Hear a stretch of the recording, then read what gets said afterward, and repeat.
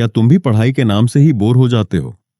किताब खोलते ही नींद आने लगती है और जैसे ही पढ़ने बैठते हो, मोबाइल या दूसरी चीजें ध्यान भटका देती हैं? अगर हां, तो तुम अकेले नहीं हो। लाखों स्टूडेंट्स इस समस्या से जूझ रहे हैं। लेकिन आज की इस वीडियो में मैं तुम्हें प्रैक्टिकल ट्रिक्स बताने वाला हूं, जिससे पढ़ाई न सिर्फ आसान लगेगी, बल्कि मजेदार भी बन जाएगी। तो बिना स्किप किए वीडियो को अंत तक देखो, क्योंकि यह सिर्फ एक मोटिवेशनल वीडियो नहीं, बल्कि एक सॉल्यूशन गाइड है। पढ़ाई में मन क्यों नहीं लगता? हम में से ज्यादातर लोग सोचते हैं कि मेरी विल पावर कमजोर है, इसलिए मेरा ध्यान नहीं लगता। लेकिन यह पूरी तरह से सच नहीं है। ध्यान न लगने के पीछे कई कारण हैं, जैसे कोई स्पष्ट लक्ष्य नहीं होना। अब सोचो, अगर किसी को यह भी ना पता हो कि उसे कहां जाना है, तो क्या वो सफर सही से कर पाएगा? बिल्कुल नहीं। अगर तुम सिर्फ ये सोचकर पढ़ाई कर रहे हो कि अच्छे मार्क्स लाने हैं, तो यह पर्याप्त नहीं है। तुम्हें यह भी पता होना चाहिए कि किस सब्जेक्ट में कितना सुधार करना है, कब तक कौन सा टॉपिक पूरा करना है और किन टॉपिक्स पर ज्यादा ध्यान देना है। एक पेन उठाओ और लिखो, मैं पढ़ाई क्यों कर रहा हूं। अगर कोई गोल नहीं है, तो इसे छोटे छोटे टारगेट में डिवाइड करो।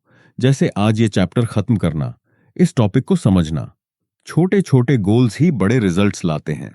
पढ़ाई को आसान कैसे बनाएं? अगर तुम्हें बार बार पढ़ना पड़ता है और फिर भी याद नहीं रहता, तो इसका मतलब तुम्हारा तरीका गलत है। टॉप स्टूडेंट्स और एवरेज स्टूडेंट्स के बीच बस एक फर्क होता है, उनकी पढ़ाई की टेक्निक।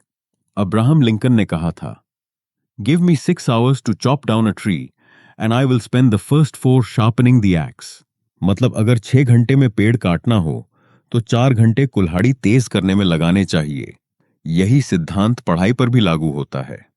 मुझे फिजिक्स पढ़नी है, यह गलत तरीका है, जबकि मुझे अगले 6 दिनों में काइनेटिक एनर्जी और न्यूटन के लॉज अच्छे से समझने हैं। यह सही तरीका है।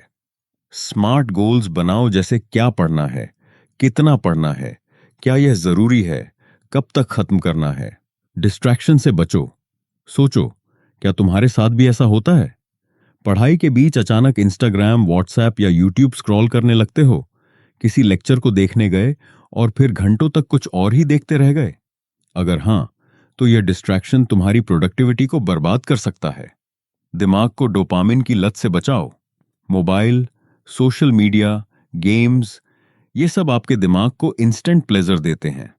पढ़ाई धीमे रिजल्ट्स देती है, इसलिए दिमाग इसे बोरिंग समझता है। डिस्ट्रैक्शन से बचने के लिए ये कुछ तरीके हैं जिन्हें तुम अपना सकते हो। फोन से दूरी बनाओ, जैसे अपने फोन को फ्लाइट मोड पर डाल दो या किसी दूसरे कमरे में रख दो। साथ ही शांत जगह पर पढ़ाई करो, ताकि फोकस बनाए रख सको। सोशल मीडिया का कम से कम यूज करो, या एक टाइम सेट कर लो कि मैं इस टाइम से इस टाइम तक ही यूज करूंगा, फिर उसके बाद पढ़ूंगा। पोमोडोरो टेक्निक का यूज करो, जैसे 25 मिनट पूरी एकाग्रता से पढ़ो और फिर 5 मिनट का ब्रेक लो। इससे दिमाग तरोताजा रहेगा और पढ़ाई में मन लगा रहेगा। धीरे धीरे करके तुम इस 25 मिनट्स को 40 मिनट्स, फिर 50 मिनट्स तक ले जाओ। इन आसान तरीकों को अपनाकर तुम अपनी एकाग्रता बढ़ा सकते हो और बेहतर रिजल्ट पा सकते हो। पढ़ने का सही तरीका अपनाओ। अक्सर लोग बिना रुके पढ़ते जाते हैं या बार बार पढ़कर रटने की कोशिश करते हैं, लेकिन यह तरीका प्रभावी नहीं होता।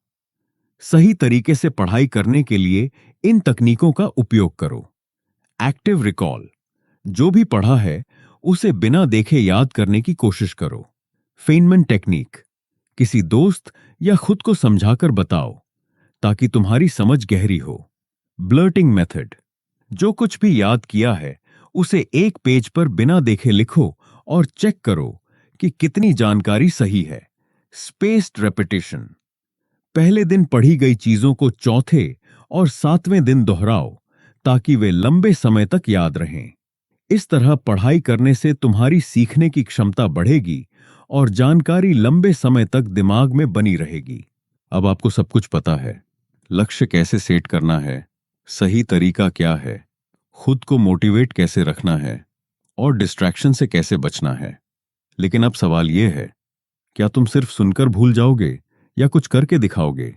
याद रखो, एपीजे अब्दुल कलाम ने कहा था, सपने वो नहीं जो हम सोते हुए देखते हैं, सपने वो होते हैं जो हमें सोने नहीं देते। आज से अपने सपनों को हकीकत बनाने का पहला कदम उठाओ। किताब खोलो, पहला पेज पढ़ो, पहला कॉन्सेप्ट समझो। बस स्टार्ट कर दो, क्योंकि तुम्हारी मेहनत ही तुम्हारी किस्मत बदल सकती है। मिलते हैं अगले वीडियो में। तब तक सीखते रहो, आगे बढ़ते रहो।